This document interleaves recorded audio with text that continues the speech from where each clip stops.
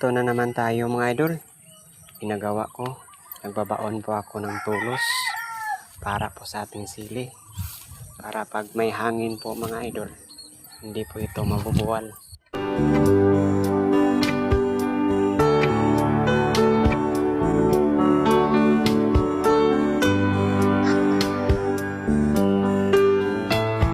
Ganito talaga tayong mga farmers mga idol. Kailangan natin kumilos para tayo ay makaani sa ating mga gulay.